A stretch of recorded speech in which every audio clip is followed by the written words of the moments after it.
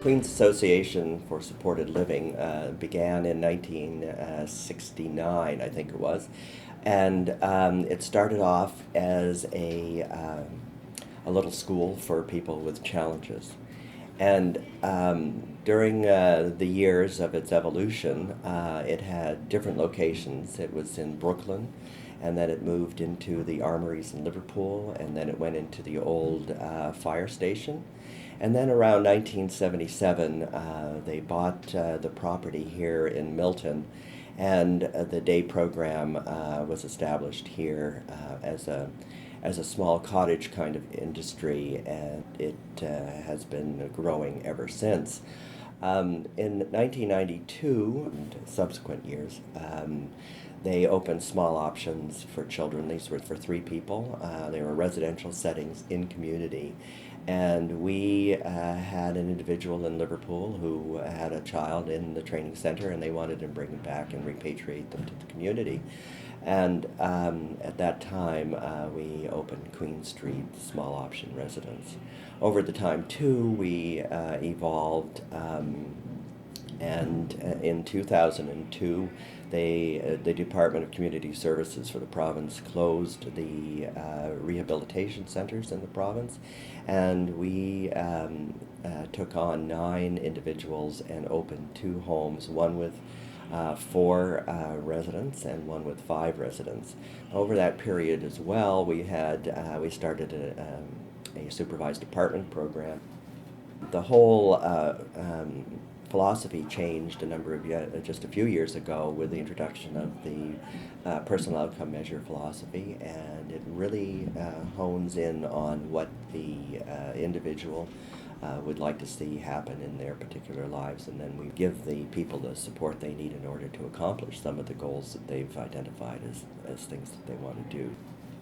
Within our programming, we have what we call community-based employment. Now, the community-based employment is usually we place individuals in businesses, ongoing businesses, in community, and they work towards a regular paying job. And so the training they get in the day program at Penny Lane Enterprises is then transferred into a real operation.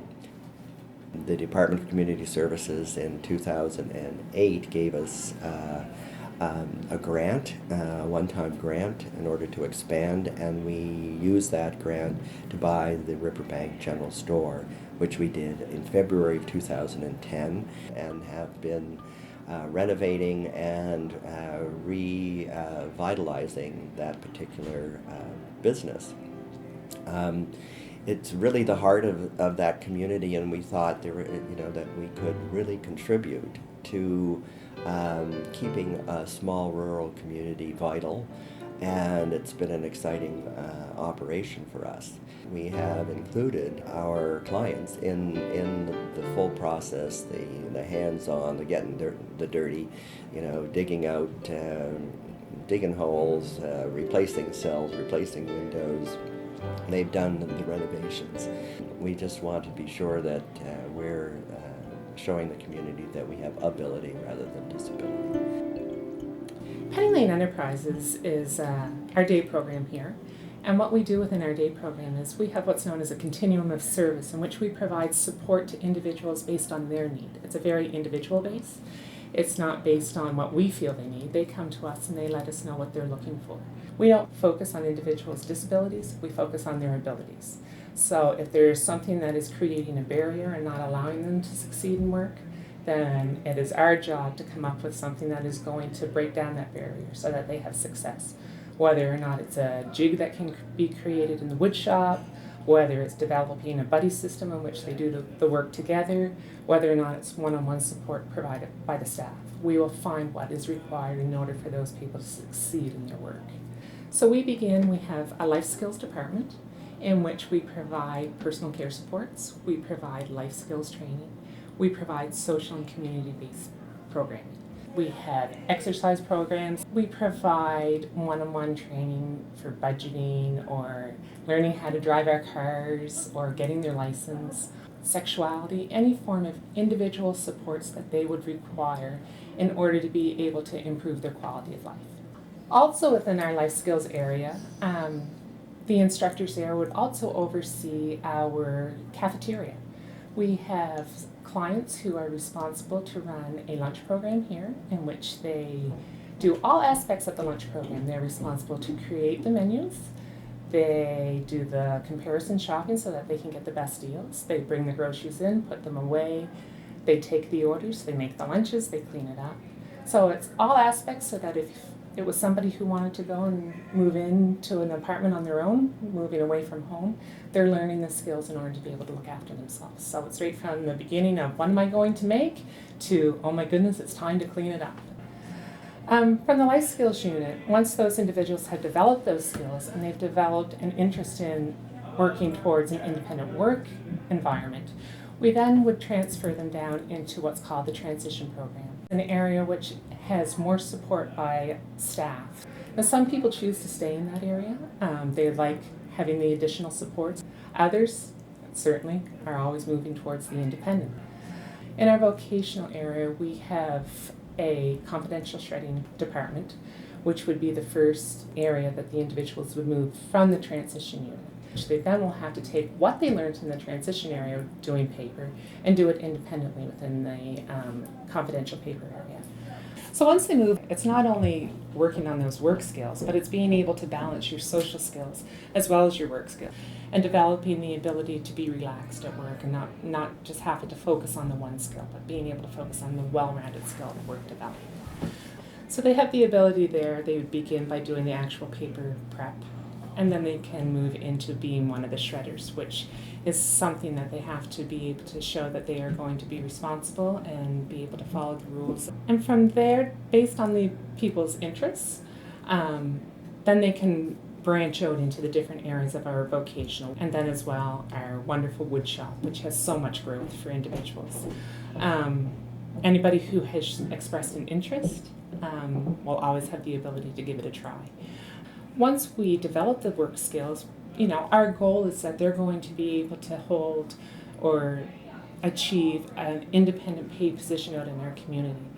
It's something that we've sat and we've struggled with year after year. How are we going to be able to provide them the opportunity to go out and get a minimum wage paying job? And that was when Riverbank came into play. And we decided, well, we can buy a business and that will support the thought of community-based employment. And if it has done in a year what we have never been able to succeed within our community, to show the abilities of the individuals who work for us. Riverbank has now provided us the opportunity to be able to have people working out within the community, for people to see the skills that they have to offer, the ability for people to come and say, hey, do you guys have a construction crew, or do you guys have a yard maintenance crew that can come and help us? It's shown the community what we're about. I've watched people who have started in our life skills area who felt, I have nothing to offer, who are now holding down a paid position. And it is just absolutely wonderful. We do kitchen utensils and bread boards and cutting boards, and we make decorative items. We have salmon boards that we can plank salmon on, and that's something that's sort of indicative of this area of Nova Scotia.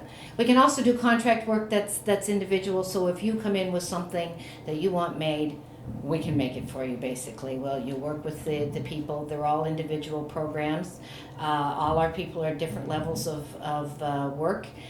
So we have some guys that can start a project and take it through to the end. We have other people that in their stages of working skills will do just the finished work, because that's something that they is good for them on their individual program. It depends on, so where our people work tends to depend on their skills that they have already and what skills that they're going to have the ability to acquire. So I started out in the homes, but I lived in Montreal for 9 years and worked in this field in a residential setting for a good many years, like I said, 9. And I've been here working on 2 years now. And in the 2 years, it's been really amazing. I've seen a lot of people go from paper right into the wood shop, which is basically the last step in this program that we have here. is working towards independence. So you're using the saws independently, with supervision of course, but independently, and taking measurements and being accurate, and a lot of repetition.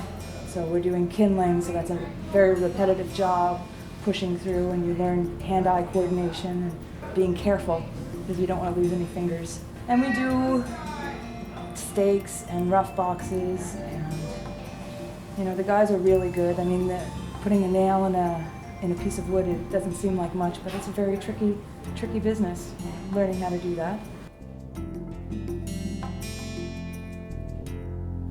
So Ivan Hurdle is one of the individuals who has come to us from the Caledonia High School.